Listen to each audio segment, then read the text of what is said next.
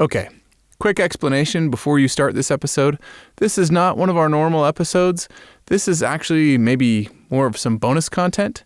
After we finished recording episode 6, but before we pressed stop on the records, we started talking to each other about how we thought the episode went, and it kind of evolved into a different conversation. Sometimes Lynn and I have conversations where afterwards we say, man, I wish we'd been recording that. That would have been great content for the podcast. And this is one of those conversations that kind of turned into that, only this time we did record it. Not really on purpose, but we figured we'd throw it out there because we thought there was some really valuable stuff in this conversation. It starts to veer away from the topic of episode 6, but is probably still kind of bonus content for episode 6. So if you've heard enough of us already this week, you can go ahead and skip this episode, but we feel like there's some value in here and hope that you can find some nuggets if you have extra time to listen this week. So with that explanation out of the way, we'll go ahead and get started with the episode. Thanks. You are not alone. Welcome to the Clark and Linda Show. This is our real relationship, experiencing change after addiction and betrayal. We're learning to connect to feel safe and confident in marriage. And you can too. 'Cause I believe in you.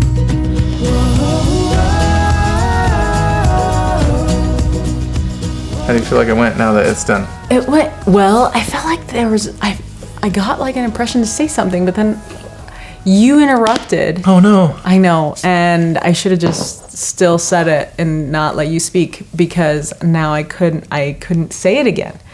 And it was about the sisters who struggle with, because I don't remember what I was gonna say. Like, I was leading into it and I was gonna say it, and then I was like, what is that thought?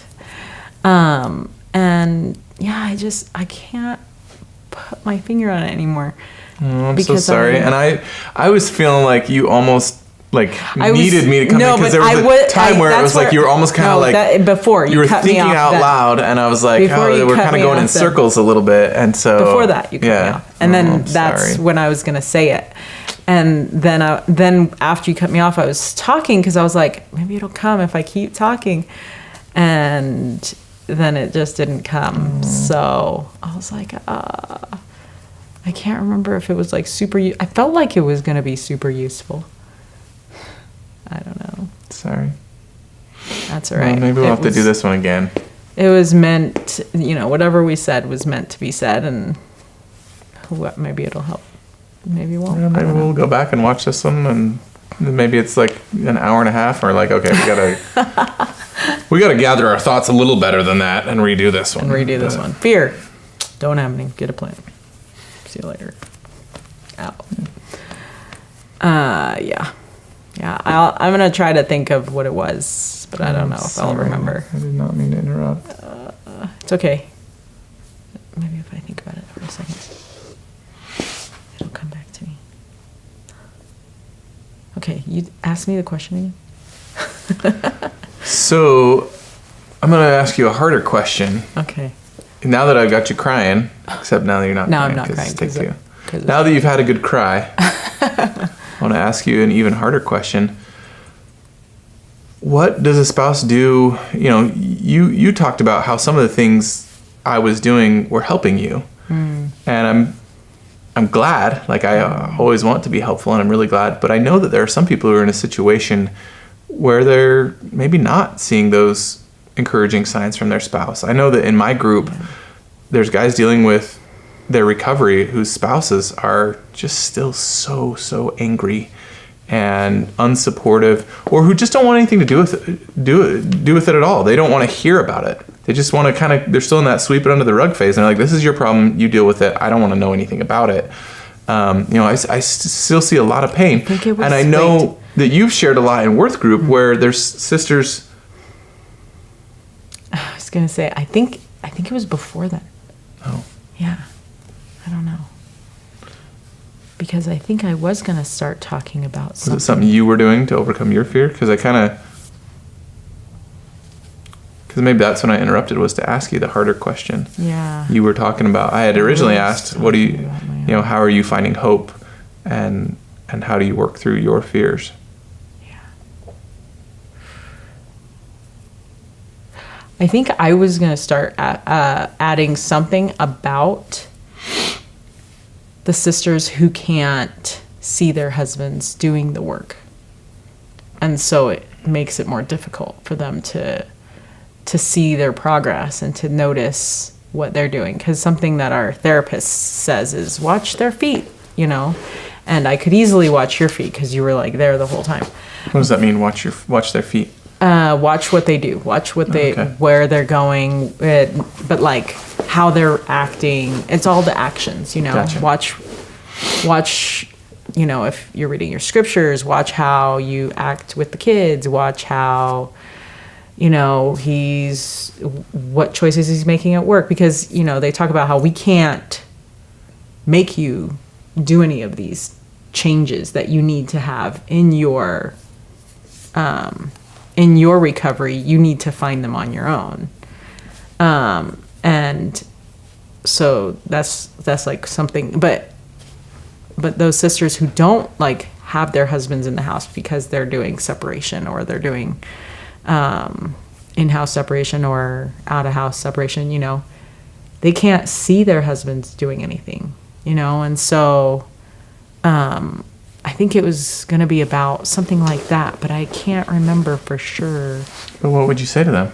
Like, well, that I've wondered what to say to them, because I have sisters like that in my group, and okay, and what do you say to them? Because you're constantly poloing with all those sisters. It's true. I do say that they're amazing, that they're awesome, and that they're doing a great job in taking care of the whole house, everything, the kids, the dinner, the bedtime, you know, getting them to school and back, and all these other responsibilities that you're supposed to have your spouse to help you with, you know. And so yeah, like, I guess I don't know what to say to them besides they're amazing, you know, give them a lot of praise and admiration and words of affirmation. But maybe the question was going to be towards you. Like, what would you do if we were separated?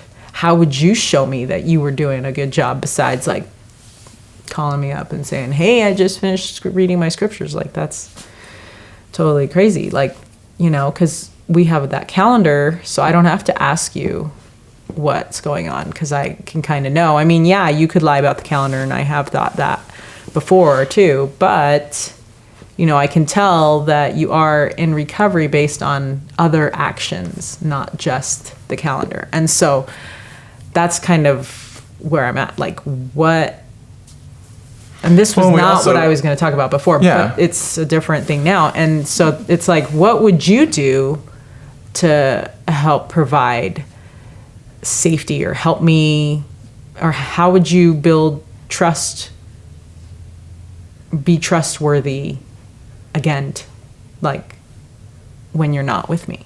How would you do that? How would that look to you? Like, what would you be doing? Because I don't know what I would tell the sisters.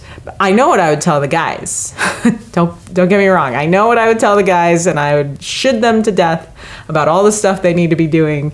And I could tell you all those things too, but I want to hear it from you. Like, what would you be doing to help me trust you again? And how would you get those drops of trust into that marriage bucket? It's a great question, and that's a tough one. I mean, that's in the early days when you were talking about like, hey, maybe we should do some sort of separation. I was terrified of that, because I was like, how are things ever supposed to get better if we're not around each other? Like, how am I supposed to show you that I'm working hard and changing and improving? And wait, so I have a thought. Okay. Sorry, you can remember yours, right? Most likely. Okay, sorry. I just don't want my thought to go away. I just remember Maurice says that when we have an addict that we're married to, it's like we're married to a tiger. I think it was a tiger, some kind of animal. And it's like a sleeping animal, right? And it's like we're sleeping in a bed next to this animal that could just devour us. And so we always have that guard up. We always have that fear, and like we don't know if you're trustworthy enough to be around. And then anytime you're there, we have all these other triggers. Like I can't go to the mall with you because it's not going to be a good experience for me. We can't go to the restaurant. It wouldn't be a good experience for you, even if I weren't an addict. Let's be honest. Nobody likes the mall. And different like public places. Like we can't go to the pool. That's not a place I'm going to purposely bring my entire family. I don't mind bringing the boys. But yeah, I remember we didn't go to the pool together when it was a family pool day. And I was like, sorry, I'm going. An HOA pool party and a ward pool party. And we totally skipped those. And that's fine. Like, it's totally fine. You can skip stuff that's going to be like a known attack. Like, even if it's a ward activity. Even if it's a ward activity, it's hard. But if you make those decisions ahead of time, then you won't be set up last minute because anyway. But that's not what I'm talking about. So yeah. So it's like we're sleeping next to this tiger or animal that's going to attack us at any minute, and we're going to have to start fighting again. And so we're always at this like super high anxiety level. And so I think that separation felt to me like a breath of fresh air. Like I remember you taking the kids to a family party one time, and all I did was sit at home and watch a movie, and it was the best time ever. And I think it's because I didn't have to have my wall of anxiety up. What am I supposed to say if I say it like this? Is he gonna bite my head off? Or if we're talking about something, or we can't even watch a movie together because it's gonna be a trigger and it's gonna activate some kind of shame of inadequacy in my body. And so like just all these things. So I can see why separation would add value to a relationship based on the different levels of triggers and shame and maybe level of intimacy that they had before or whatever. So that's why I kept bringing it up. Like, oh man, this anxiety that I'm feeling would probably go away if I didn't have him here all the time. Yeah. And so that's why I kept bringing it up. Sure. Okay. Makes sense. So, and some sisters do that, and it is better, and then they're able to come back together with their spouse, and then it's fine, and Okay. So now back to what you were asking me of what would I do? Yeah, sorry. What would you do to try and help you overcome your fears? Help me overcome my fears. If we were separated. Or help with the trust back. Like, how would you win my trust back? I feel like we're onto a new topic, but it's worthwhile. So we'll keep talking. That was what mine was. Okay. The trust bucket. Yeah. Here comes the rain. All right. So it's hard. I think one of the things, it's funny that you mentioned this because it was already something that I was thinking a lot about is, I think one of the things I would do is try and find ways to give you time to work through your own issues, to give you time to do your self-care. I would definitely be looking for opportunities to say, hey, let me take the kids.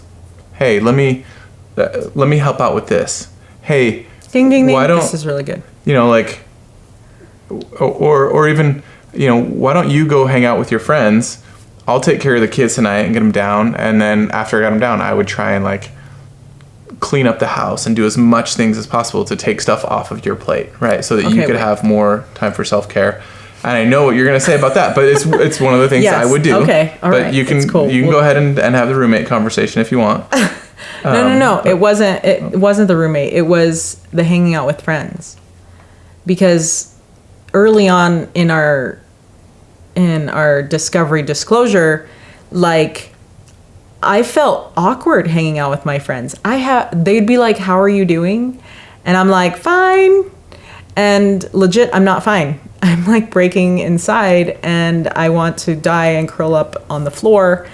and, you know, somebody please save me now. That's what I wanted to say to Yeah. people, and this is going to be a whole nother episode. So We've already ended the other episode. This is just brainstorming now. I know, but still, like, yeah. So I couldn't be authentic with my friends who I actually felt are friends. In fact, I hope that by the time this episode comes out that I would have already told my friend that I'm wishing we would tell already, so that she doesn't find out from the videos, because that would be sad if that were to happen, because she's one of my really best friends, you know. So anyway, so keep going. So that's Yeah, one thing. and You that's let just me hang like- out with my friends, and that's great, because And not some necessarily people hang out with just, friends, but you just know, do, you know, like yeah, do my maybe thing. it's Do my thing. go and get a pedicure. you did or let me do those. I did let you do those. Not You know, recently, but- maybe with your mom or, you know, whatever. kidding. But I would look for opportunities to let you have that self-care would be one of the things I would do. Me being me, I would probably also do a bunch of just like the silly romantic stuff you did when we were dating. Like I would write you a poem. I would bring you chocolate or maybe French fries or things that you love. You know, like I would try and put forth effort to show my affection. That's awesome. And, you know, just some of those things. Obviously, I would also, you know, knowing that you would not have any visibility into my recovery efforts, doesn't mean I would stop those, because, you know, I feel like one of the things we talked a lot about Maurice today, but he talks about the creepy guy He's the detector, best. right? That women just have this internal creepy guy detector. And I know that you said that you felt sometimes like it was a little broken, right? Because of all the lying and the secrets. And but I also said you've also said, yeah, there were times I knew something was wrong. And so I think this might sound like kind of corny or whatever, but I think I would focus on trying to do whatever I could to regain Christ's image in my countenance. You know, in the scriptures in Alma, we read about, have you received his image in your countenance? And I would just do everything I could and hope and pray that you could see that light come back in my eyes, maybe. Because the other thing that we've done that I think I could continue to do even if we were separated is, you know, I've kept my journal and made it open. And it wasn't just like, hey, you can read my journal anytime it's on the counter. I did mine on a shared Google Doc, and I just shared it with you and said, this is where I'm going to write, and you can open it up and read whenever you want. And sometimes it might be hard, because there might be days where I'm dealing with something and it's going to find its way into my journal. And I think maybe you did read some entries that may have been like that. I don't know. But I would want to try and create that accountability and trust with sharing some of those, with being vulnerable and sharing like, hey, here's some of the things that I'm dealing with. And I think, I don't know. So those would be some of the things that I would try. I might even get really courageous and try, you know, if we were separated, I'd probably try and find a babysitter and ask you out on a date and say, oh, take it hey, easy. let's go spend some time together without the kids. I don't get to see you because we're separated, but can I take you to dinner so we can talk? And because, you know, I think of all of our late night conversations that we had and just the hours we spent talking through things. And I don't know how you do that if you're separated. And so I think you'd have to make some special efforts to find times when you could sit down and be together without anyone around so that you could get vulnerable and have those conversations and connect. It was that connection that I think really started to, that was another thing that started to help me overcome my fears is, you know, as we started to connect, then I could feel like, hey, maybe this is going to work out. Like we're finding ways to be on the same page.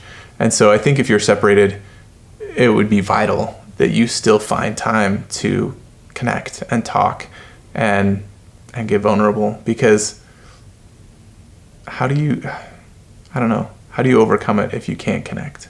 Yeah. I think you're right. And I think you did a really good job, and you're doing a really good job at letting me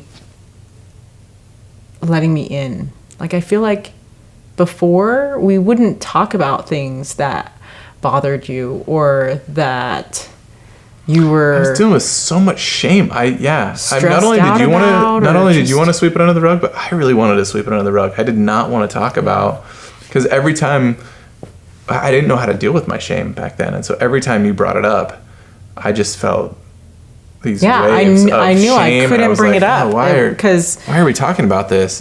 It's like if I brought it up, it was like an idea to go do it or something. And so, like, I didn't want to bring it up. I'm like, well, if I talk about it, is that going to spark some kind of memory? And so, yeah, you just don't want to bring it up. But I feel like as you've been letting me in, I've felt like, you know, like a partner, like I'm on your team, you know, and like we're in this together. And although, you know, sometimes I get angry and, you know, I'm mad that this is what we have to deal with, you know, because I'm like, for real. But then I realize, you know, the fight's not against each other, but it's against sin. And the adversary, he's attacking me just like he attacks you, and in different ways. So yeah, and I think that you've been doing a great job at doing those things that help you come closer to Christ. And because I can see those small things in the way that you treat the boys, in the way that you treat me,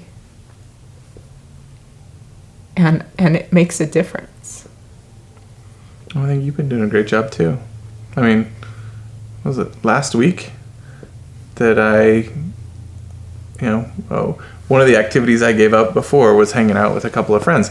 Not that they were bad friends, they're actually great friends and are awesome influences. And within the first couple weeks, I disclosed to them what I was going through, and they gave me a priesthood blessing. And it's been a huge strength to me and power. But one of the problems is we're all busy dads, and the only time we could ever find to hang out was late at night after our kids were in bed, and usually after our wives were asleep, although I think you didn't go to sleep as much as their wives did. I don't go to sleep that early. But I want to, though. It's a goal. You know, we would get together and we would hang out until super, super late. And we didn't really have like any kind of set time to be done. It was, you know, we'd get together for an activity, and when we were done, we were done. And so sometimes when we were done, I wasn't done. It was late and my judgment was terrible, and the Holy Ghost goes to sleep at midnight, or whatever the silly saying is. But there's definitely something to be said for not putting yourself in bad situations. So I would get done hanging out with my friends and think, oh, everybody's asleep. Yeah. I'm going to go numb out and look at porn. And so that was a dangerous situation. But the other night, they had something going on and said, hey, we know you might not be ready, but we'd love it if you could come and hang out with us. And I talked to you about it and said, hey, I've got some boundaries around how I'm going to do this, and I'm going to be home at this time. And you said, yeah, go do it. And it ended up being a really great experience. One of my buddies was going through some tough stuff of his own, and I think being able to be vulnerable with him and talk to him about some of the stuff I was going through helped him a little bit, and he was able to be vulnerable with us, and we were able to just tell him that we love him. And it ended up being a great night that would not have happened if you weren't working your own recovery from the trauma and healing. And so, you know, you definitely could have said, you know, and I was going to defer to you if you said, no, I'm not comfortable with that. I know that you've lost battles there before, and I don't trust you. Then that night wouldn't have happened. And it was actually a really spiritual experience. It ended up being awesome to go hang out with them. And so I know that you're... I can't take the credit for that. I mean, I think no, but the Lord, you're for sure. 100%. Yeah. But what I'm saying is you're working your recovery too, and you're doing awesome as well. And I've been surprised that you've been able to regain some of that trust. I wondered I'd ever get any trust back. And I know that I still don't have all of it, and it might be a long time before I do, and that's okay. And I get smirky sometimes, people. But- it is not nice. I but- get out of my But area. but I think we're both making progress, and it's encouraging to both. It's encouraging to me when I can see you working through your trauma, because I'm not the first person to give you trust issues. There was already some underlying things before we ever got married, and so to see you working through our issues and working on yourself is inspiring also.